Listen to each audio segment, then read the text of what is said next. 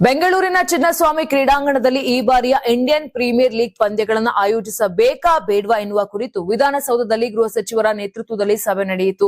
ಗೃಹ ಸಚಿವ Parameshwar, DG, IGP Saleem, Bengaluru police ಆಯುಕ್ತ ಸೀಮಂತ್ ಕುಮಾರ್ ಸಿಂಗ್, ಆರ್ಸಿಬಿ ಸಿಇಒ ರಾಜೇಶ್ ಮೆನನ್ ಹಾಗೂ ಕೆಎಸ್ಸಿಎ ಅಧ್ಯಕ್ಷ ವೆಂಕಟೇಶ್ ಪ್ರಸಾದ್ ಭಾಗಿಯಾಗಿದ್ದು ಮಹತ್ವದ ಮಾತುಕತೆ ನಡೆಸಿದ್ದಾರೆ.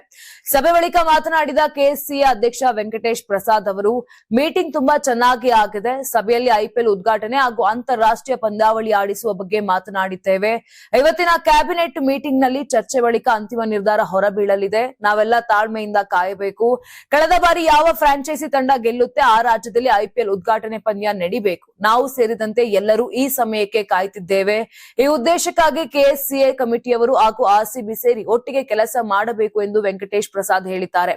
ಹೈಕೋರ್ಟ್ಗೆ ಹೋದ್ರೆ ಸಮಸ್ಯೆ ಆಗುತ್ತಾ ಎಂಬ ವಿಚಾರಕ್ಕೆ ಸಂಬಂಧಪಟ್ಟಂತೆ ಮಾತನಾಡಿದ ವೆಂಕಟೇಶ್ ಪ್ರಸಾದ್, ಷರತ್ತುಗಳನ್ನ ಹಂತ ಹಂತವಾಗಿ ಪೂರೈಸ್ತೀವಿ, ಎಲ್ಲ ಸುರಕ್ಷತೆ ತೆಗೆದುಕೊಳ್ತೀವಿ, ಆಟಗಾರರ ಹಾಗೂ ಅಭಿಮಾನಿಗಳ ಭದ್ರತಾ ರಕ್ಷಣಾ ಕ್ರಮ ಜಾರಿ ಮಾಡ್ತೀವಿ, ಉದ್ಘಾಟನೆಗೂ ಮುನ್ನ ಮೊದಲ ಹಂತದ ಕಾಮಗಾರಿ ಮುಗಿಸ್ತೀವಿ ಎಂಬ ಭರವಸೆ ಕೊಟ್ಟಿದ್ದೇವೆ ಎಂದಿದ್ದಾರೆ.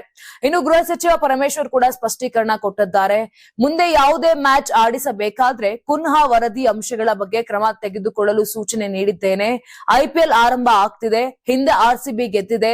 ಮ್ಯಾಚ್ ಗೆದ್ದಿರುವ ಕಡೆಯಲ್ಲೇ ಮತ್ತೆ ಮ್ಯಾಚ್ ಪ್ರಾರಂಭ ಮಾಡಬೇಕೆಂದು ಕೇಳಿದ್ರು. ಸಾಧಕ ಬಾಧಕಗಳ ಬಗ್ಗೆ ಚರ್ಚೆ ಮಾಡಿದ್ದೇನೆ. ಮುಂದಿನ ತೀರ್ಮಾನವನ್ನ ಕ್ಯಾಬಿನೆಟ್ ಮಾಡುತ್ತದೆ. ಅದಾದ ಬಳಿಕ ಮ್ಯಾಚ್ ಆಡಿಸುವ ಬಗ್ಗೆ ಅನೌನ್ಸ್ ಮಾಡುತ್ತೇವೆ ಎಂದು ಪರಂ ಹೇಳಿದ್ರು. ಯಾರಾಗ್ತಾರೆ ಎಂಎಲ್ಎ ಅಭ್ಯರ್ಥಿ 2028 ಶೀಘ್ರದಲ್ಲೇ. ಪ್ರತಿದಿನ ಒಂದೊಂದು ಕ್ಷೇತ್ರದ ಟಿಕೆಟ್ ಆಕಾಂಕ್ಷಿಗಳ ಸಂಪೂರ್ಣ ಮಾಹಿತಿ ಪೊಲಿಟಿಕಲ್ ಜರ್ನಲಿಸ್ಟ್ ಕೆಎಂ ಶಿವಕುಮಾರ್ ಅವರಿಂದ. ಕರ್ನಾಟಕದ ನಂಬರ್ 1 ಡಿಜಿಟಲ್ ಮೀಡಿಯಾ ನಿಮ್ಮ ನೆಚ್ಚಿನ ಕರ್ನಾಟಕ ಟಿವಿಯಲ್ಲಿ ಮಾತ್ರ.